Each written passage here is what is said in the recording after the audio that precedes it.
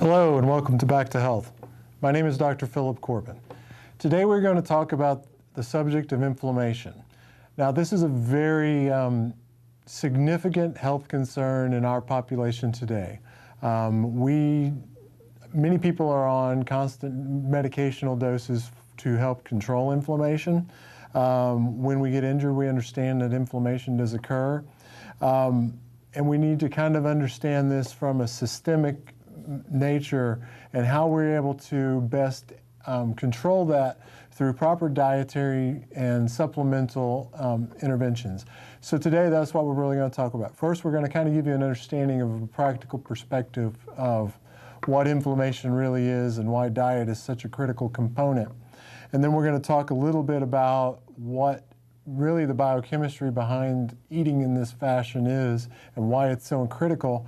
And then we'll kind of talk a little bit about supplementation and movement, things that are important to administer into this type of a lifestyle, because that's really what we're going to be talking about, is choosing to live from a standpoint of starting to prevent disease or manage disease through a non-invasive, non-drug approach. So from a practical perspective, we're all dealing with the inflammatory process at this moment because it's in varying degrees, but basically you have two types of things that are occurring. You have overt or macro traumas, and these can be, slipping on the ice, raking leaves, and, doing something like that where you actually physically harm yourself, or more subtle or micro traumas, and that's due to normal activities of daily living, particularly when we think about what people do most of the time. Most job functions are sedentary positions and poor postural positions, and this over time creates a pro-inflammatory state inside of the body. Essentially, you're subtly damaging your body tissues on a continuous basis. No doubt, we've all heard we can prevent heart disease or maybe benefit cancer through eating more fruits and vegetables. This is, by eating less fat, less, sugar concentrated food. And why is this? Because fruits, vegetables are anti-inflammatory. While high fat foods, things that we would eat, excessive saturated fats, trans fats, omega-6 fatty acids, these sugar foods, they all cause inflammation, and both heart disease and cancer are specifically inflammation diseases. Okay? Unlike inflammation caused by physical injury, this simply eating the wrong foods kind of can literally be viewed as dietary trauma, because after living our lives in a perpetual cycle of ingesting the wrong food types, our body creates a chemical environment in which our body kind of begins to degenerate upon itself. Because although the inflammatory process is the body's natural healing mechanism, the greatest example being a bite or something like that, in a constant chronic state that we self-inflict through our dietary intake, it becomes a pro-inflammatory cascade of events that creates poor cellular structures and pro-inflammatory states inside of the structures as they continually reprocess and regrow through our lifetime. In short, the human body's biochemistry is altered when we eat inappropriate foods. Subtle biochemical injuries occur in tissues when we eat diet that is deficient in fruits and vegetables and contain excess sugars, vegetable oils such as soybean, corn oil, sunflower oil, and trans fats found in nearly all packaged food and deep-fried foods like French fries. The inflammation associated with poor diet can initially occur without symptoms, so it's very subtle, and over time, this chronic, symptom-free, diet-driven inflammation can lead to chronic diseases such as aches and pains and cancer and heart disease. Every time you eat the wrong foods, you create inflammation in your body that slowly and surely leads to the expression of chronic pain, cancer, heart disease, Alzheimer's, and whatever else disease process you want to plug into that situation have been proven through the literature to be an inflammatory response. So what we're going to do now, we're going to kind of go over and we're going to talk a little bit about what it really means to talk about inflammation. And essentially what we're talking about is that Diet and supplements can help prevent some of these conditions, and we want to eat vegetation and animals is essentially where we're going to go with the nutritional approach to looking at inflammation. So let's go over and describe inflammation more in depth here with a few informational slides. We talk about deflaming when we take a nutritional approach to decreasing inflammation, essentially just decreasing that inflammation. And I want to first this information is primarily found at a website called deflame.com. We'll run that across at the bottom at the end of the show. Dr. David Seaman, who is a teacher of mine and also one of the preeminent people in this area, has a wonderful wealth of information that we can get a little more in depth into what we're covering here. But inflammation is a noun, and it's stated the act of inflaming or the state of being inflamed. A localized protective reaction of tissue to irritation, injury, or infection characterized by pain, redness, swelling, and sometimes the loss of function. When we have inflammation, what actually occurs inside of our body is you have white blood cells migrate out of the blood vessel and release chemicals that are housed inside of these white blood cells that begin to, in a physical trauma, heal the damaged tissue, and in a microtrauma, they start to eliminate some of the byproducts that are occurring inside of our system. When inflammation occurs, chemicals from the body's white blood cells are released to protect us from foreign substances. Sometimes the white blood cells and their inflammatory chemicals cause damage to the body tissues. Now that's Cleveland Clinic. This is the medical people, what their understanding is as well. So in short, the inflammatory process is a chemical process. No matter how the source of injury, inflammation is the outcome. So let's kind of get a better understanding of what we're going to be talking about from this point, because we need to understand really what types of foods are necessary for moving forward with this type of approach to decreasing our total systemic inflammation. When we eat pro-inflammatory foods and we maintain a sedentary lifestyle, and that's another portion of this that needs to be understood, we need to understand that not only do we have to eat right, we have to exercise correctly, or actually do some exercise in and of itself to help the body function in a capacity that is designed to do so. And I will relate anyone back to previous shows we've done, such as walking or back care type of instructional exercises, to give you some ideas about things that can be done. But for this discussion, we just need to understand that exercise is a critical component.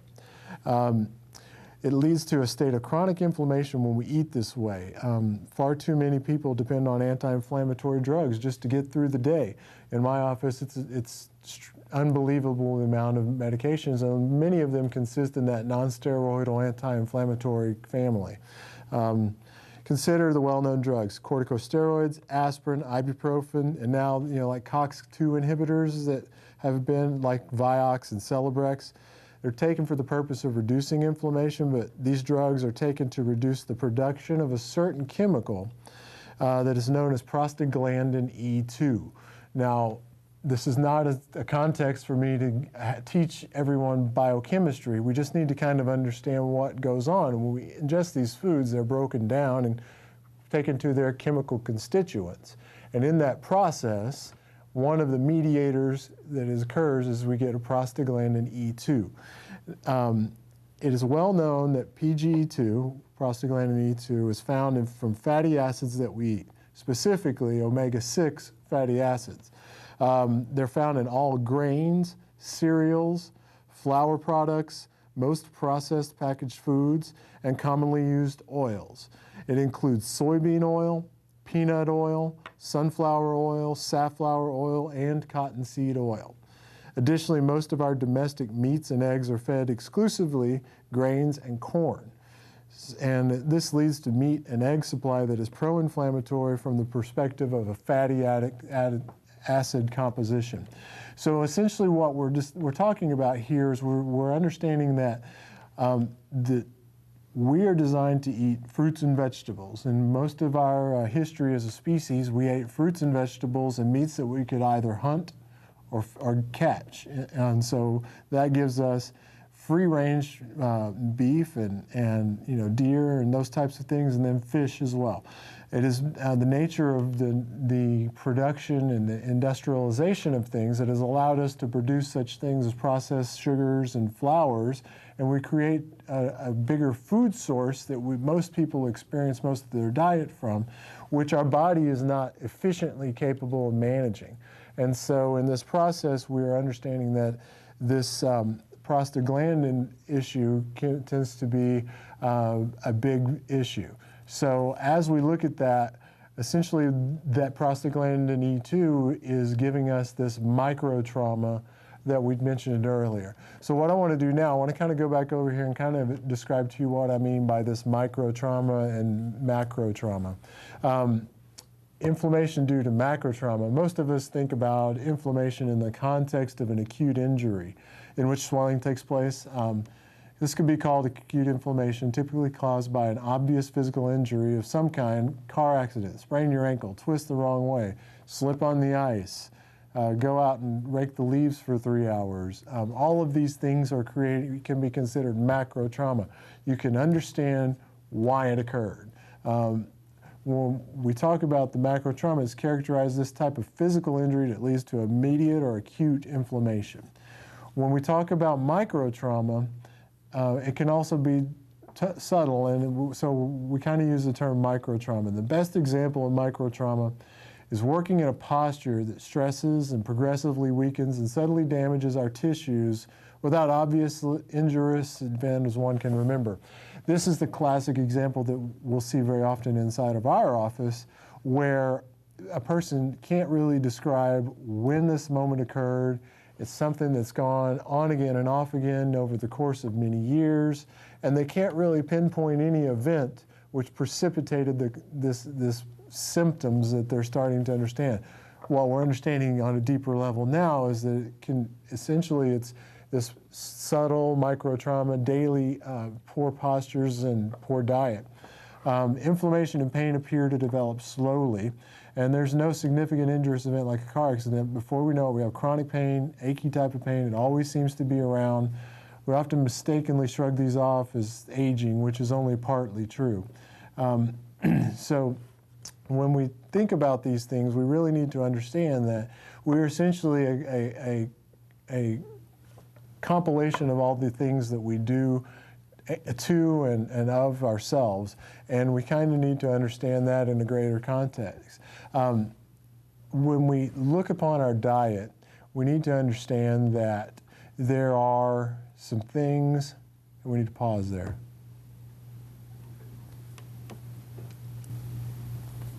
So inflammation and pain appear to develop slowly as there's no significant injurious event like a car accident. Before we know, we have a chronic, achy type of pain that always seems to be around. We often mistakenly shrug these off as aches and pains of aging, which is really only partly true.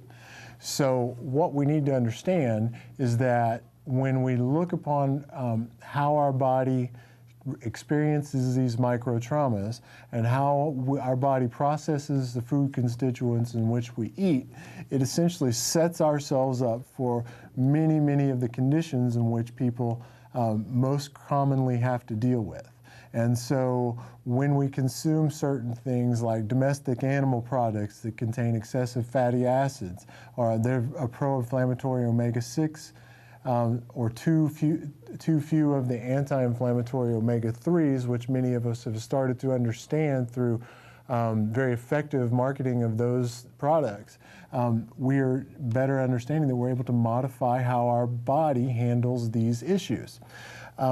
There's absolutely a natural aging process that occurs in the body, but the most common things that we deal with arthritis, heart disease, cancer, diabetes. These types of systemic disease processes essentially come from our body becoming an inflamed state, an acidic state, and then the joint tissue particularly comes very commonly involved in these types of things. We talked a little bit earlier about the prostaglandin E2. It's a potent stimulator of pain. It also promotes the breakdown of cartilage that occurs in arthritis, bony breakdown that occurs in osteoporosis. It also promotes cancer, heart disease, Alzheimer's, inflammatory bowel, dysmenorrhea, endometriosis, and many other conditions as well. So, this type of thing, we're essentially creating an environment that outside of your genetic predisposition is really tilting things toward these inflammatory type conditions, which we see so often, which are, as I mentioned, arthritis and the cardiovascular issues. So these are things that absolutely are overwhelming our healthcare industry today. The billions and billions of dollars being spent upon these conditions that essentially, if people manage themselves from a better preventative standpoint, and we shifted our paradigm over to, we're going to maintain this vessel in which we live in a way that is able to most effectively handle the environmental stressors that we put it through in each day. What is that? Well, we have sleep, we have jobs, we have golf games, we have bridge, we have all of these things that we do with ourselves on a daily basis, even including going to the grocery store, hauling the kids around, putting them in and out of car seats. All of these things effectively create our physical makeup. And the only other controlling factor that we have any sort of control over is the things that we put into our system through our diet, because we are not necessarily in control of the other side of things. The traumas that do occur, sometimes things happen. So we can't eliminate those. So if we want to really eliminate or reduce our healthcare exposures, we need to do it through these types of things.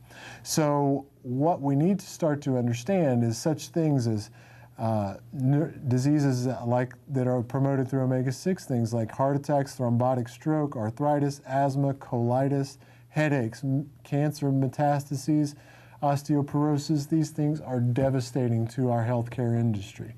So we have to understand that we play a role as much as our doctors and as much as our other caregivers are needing to understand. We need to understand that there are many diseases that are caused by inflammation, aches and pains, osteoarthritis, rheumatoid arthritis, osteoporosis, acne. Aging is absolutely an inflammatory process. There's a wonderful lady that comes in our office that's getting ready to turn 89 years old, who you would never believe that she's 89 years old. However, she's one of the very few people which I actually have asked the question, what medications do you have? And she takes none. And what do you do on a daily basis? And she manages herself through walking and stretching and yoga type activities. So it is no wonder this woman not only feels younger, but looks younger as well. Syndrome X is a big thing that we're coming back into. This is what we're starting to define as the issues we see with juvenile diabetes and overweight symptoms that we see inside of the younger population. So we've termed it the Syndrome X. Diabetes, cancer, heart disease, peripheral vascular disease, stroke, Alzheimer's, Parkinson's, multiple sclerosis, the list goes on and on and on and on. Because these disease processes occur over a lifetime. They occur with the basis of what we do to ourselves, either through thoughts, traumas, or toxins. So I will allow others to help you with your thoughts, but I will give you this. We should always look upon things as things are positive. No matter how bad they get, they could always be worse. And we need to also understand that we are the ones in control. We're not we're in mercy of everybody else. And so when we eat, we need to understand that we have to look at what issues we're able to deal with and we're able to work through on our own way and dealing with these in a better way. So what can we do about it? We need to look at how else can we eat. Not only we've already talked about eating. Basically, it gets down to the intake of food that you need to take in. Fruits, vegetables, nuts, not peanuts. You need actual nut contents that come off of trees, particularly the hardwoods that grow around here, walnuts, almonds, those types of things are natural products. Peanuts are actually a legume, and there's a further thing, it's in the bean family, which is a pro-inflammatory thing, but we're not getting too in-depth with that.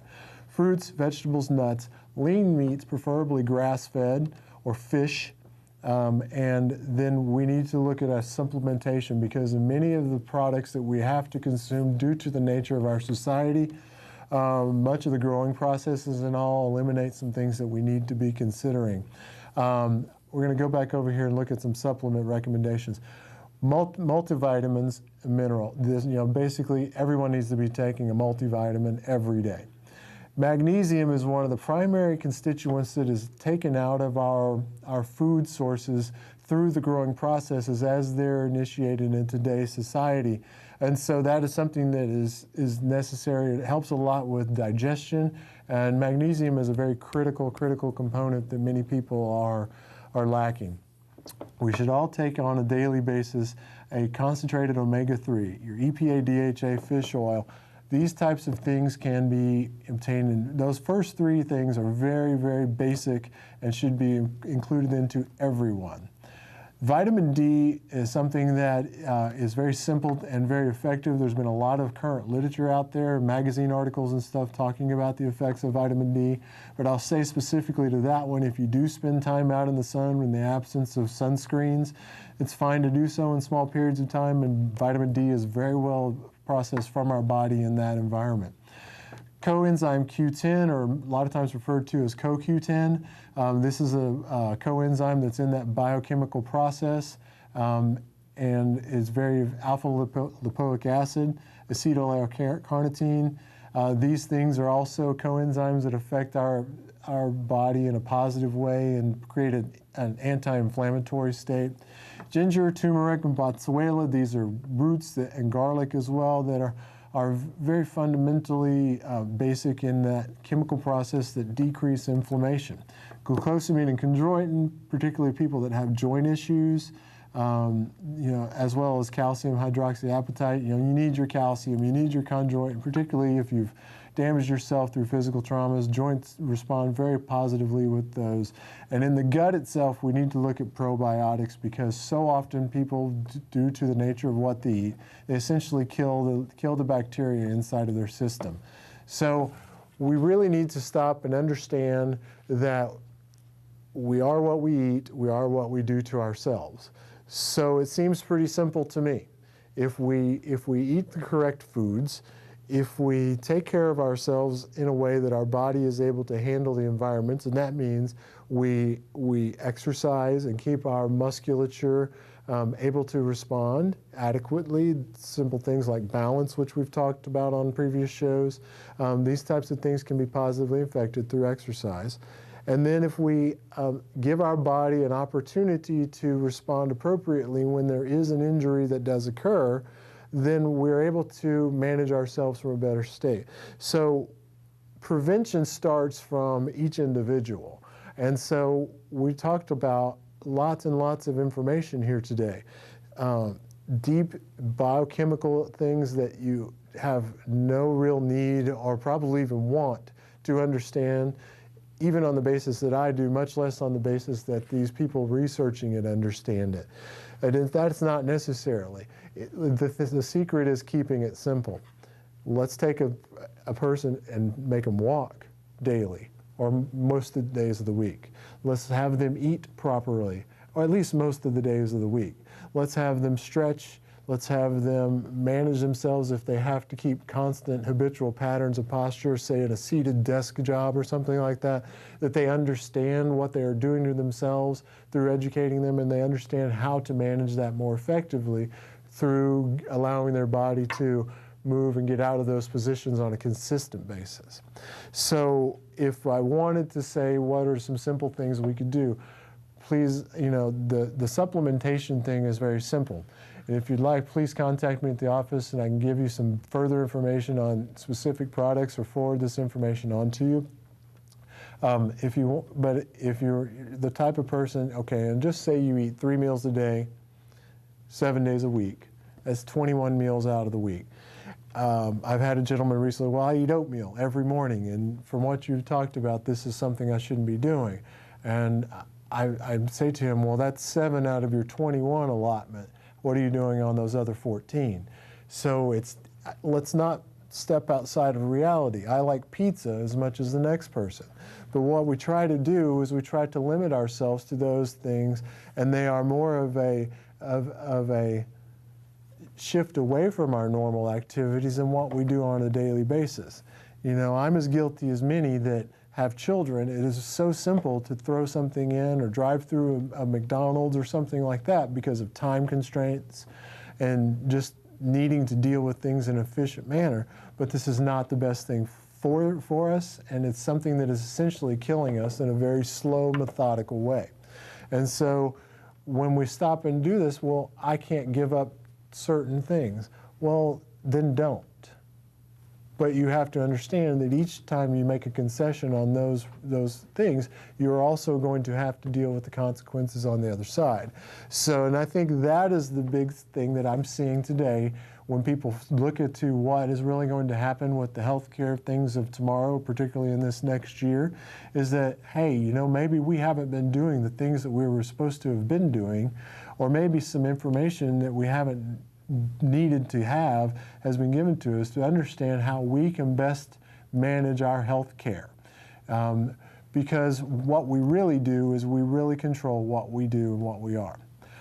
I want to really just stress to you that there are many other aspects to this, exercise and different types of activities and things that you can do that we have covered on previous shows. Please contact the station and/or our office, and we'll be happy to get you that information.